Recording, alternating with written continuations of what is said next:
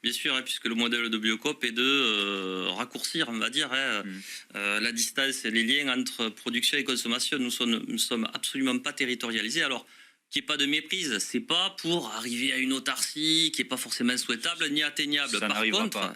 Ça n'arrivera pas. Oui. Mais si on fait bouger le curseur, si on éloigne des 2% actuels d'autonomie alimentaire des territoires, si on arrive à éloigner le curseur des 2%, ça sera bon pour l'économie, l'écologie, le lien social et tout ça. Parce qu'en fait, c'est une question d'ordre public. Sachant qu'il n'y a pas de plan. Papa État n'a pas de plan et maman mairie n'a pas de plan non plus. Je le vois puisque je forme partout en France et les élus sur le risque de rupture d'approvisionnement alimentaire. C'est quoi ce risque? Alors on a vu, on voit un porte-container qui tombe en panne au mauvais endroit. Enfin bon, des risques, on peut en avoir identifié, mais le risque...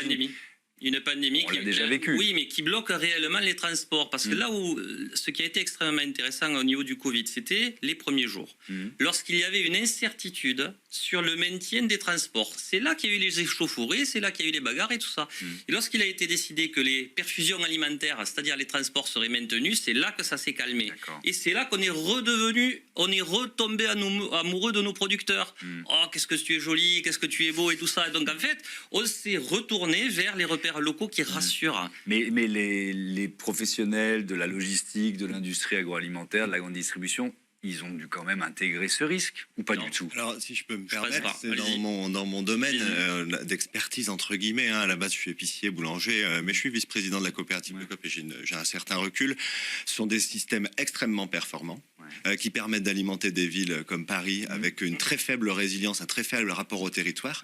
Mais comme toute machine performante, elle est extrêmement fragile. La moindre rupture devient catastrophique. Je crois que c'est 24 ou 48 heures d'autonomie pour une ville comme Paris. Il faut que le flux soit permanent. Exactement. S'il y a une rupture dans ce flux-là, et il y a une deuxième thématique, c'est qu'au regard des enjeux, notamment environnementaux, faire des trajets de plusieurs milliers de kilomètres à des denrées alimentaires qu'on peut sourcer sur le territoire nous appelle évidemment dans le contexte qu'on a aujourd'hui, à la fois de réchauffement et puis à la fois de la préciosité de la ressource énergétique. On voit aujourd'hui que beaucoup de nos problématiques viennent de cette ressource énergétique qui est de moins en moins disponible.